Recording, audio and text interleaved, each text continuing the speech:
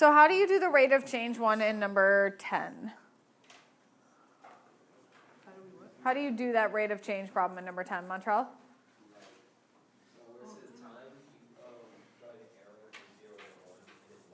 So I'm drawing an arrow from 0 to 1. Why?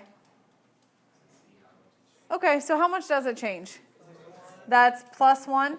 And then how much does it change from here to here? Plus 35.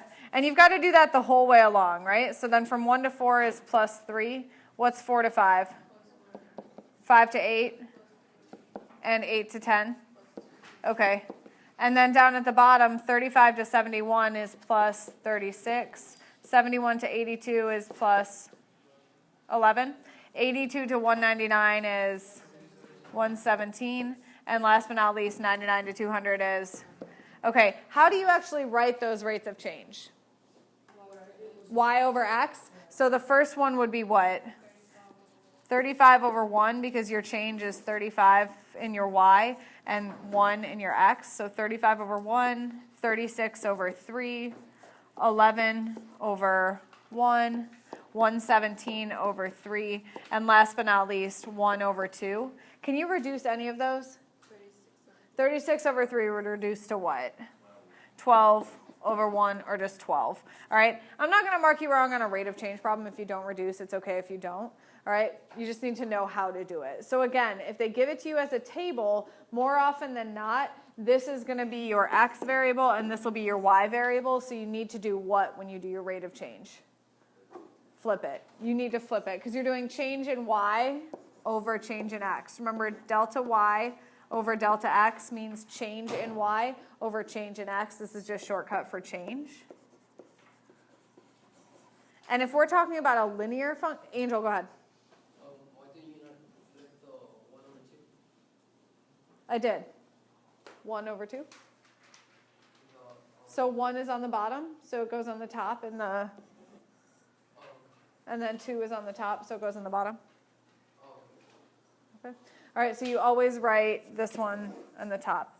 Okay, now, if it's a linear function, what will happen with your rate of change? If it's a linear function, if your function is a straight line, then that means your rate of change is what?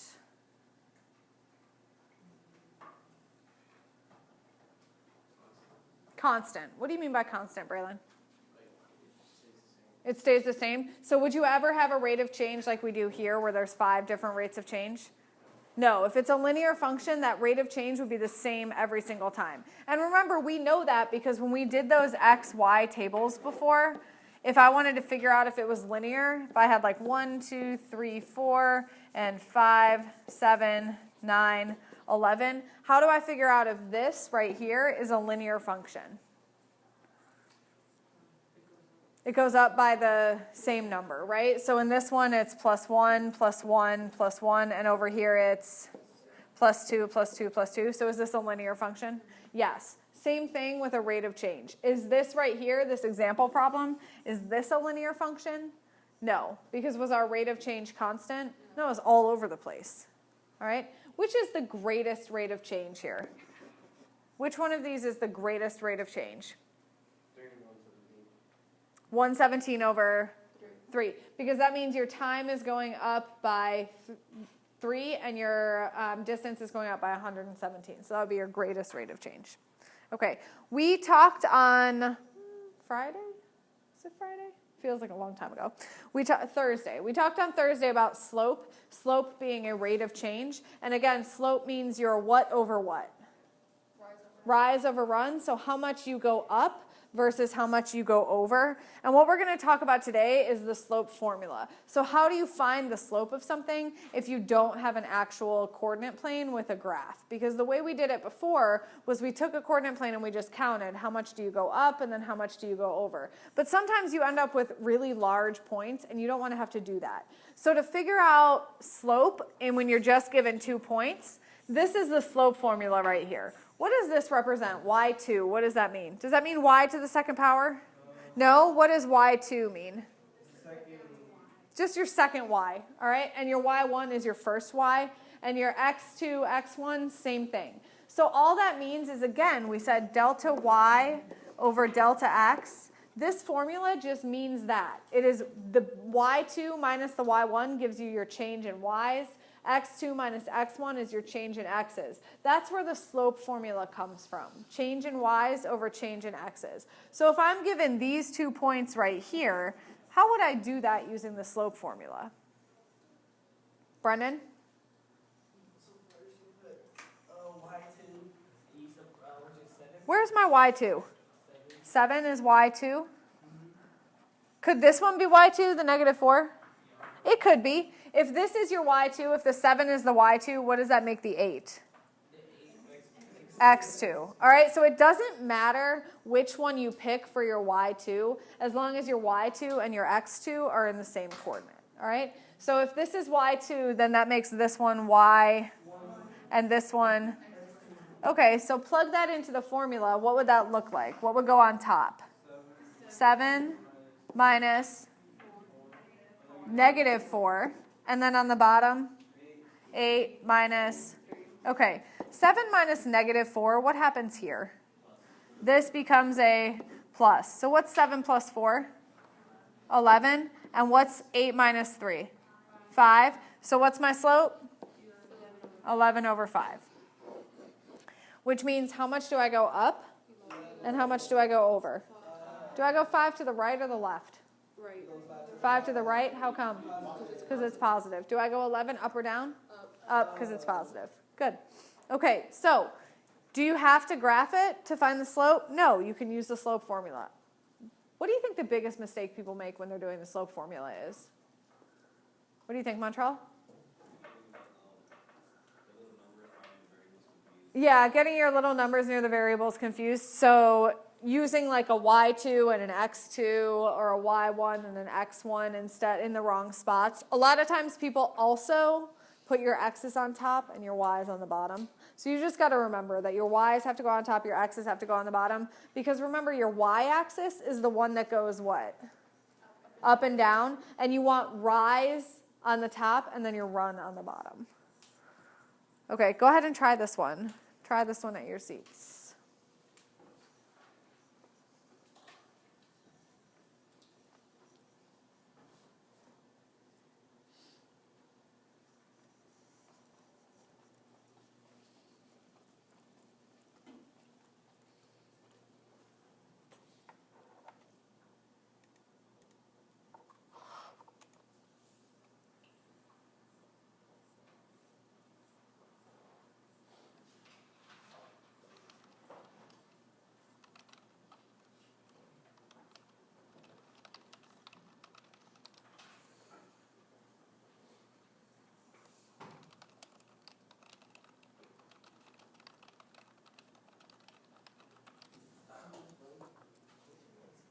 On? It's on. Are you warm? I'm sorry. I'm always cold, so I don't know what to tell you. What? It's too hot outside. Hot outside is like 60. It feels so good out. I thought this morning, I was like, ooh, I might need a jacket soon. It should be like 30 at least. Well, then you got to move, buddy. I don't know what to tell you. You're moving to Canada? Don't go too far north. It'll be so cold all the time. You'll hate it. Find a happy medium. But the one year, I'll go to Oklahoma? I go to Chicago. Yeah. Wait, what? Chicago. Oh, yeah, no. It's always one day a year. Chicago's pretty cold. I love Chicago. All right. What? I mean, it depends. I love the pizza, but it's not like typical pizza. It's like very thick. They're like thick. I mean, it depends. But it's like, if people go, it's very different than like New York style pizza. So there's a never-ending battle on which is better. I'm a Chicago pizza girl. What? Cow tongue? No. All right, let's get back to what we're doing. Okay, what would be my slope formula here? 5.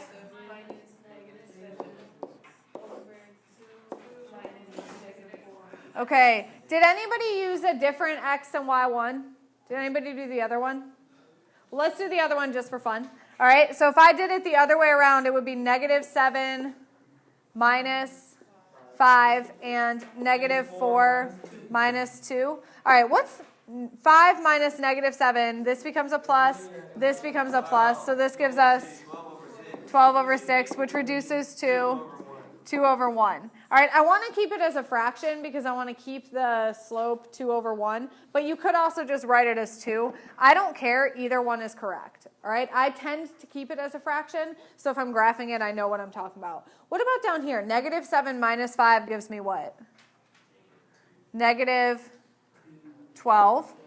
They're both negative, so you add them together. And then here, negative 4 minus 2 gives me negative 6, which reduces to, what happens to two negatives? Becomes a positive. So it still is 2 over 1. So are these slopes any different? No. All right, but I guarantee you people will get it right more if they use this one, because if you start with the positive, people just tend to make less mistakes there. All right, but you guys have calculators, so check your work always. All right. Okay, questions on how to find the slope? Go ahead and do these 6.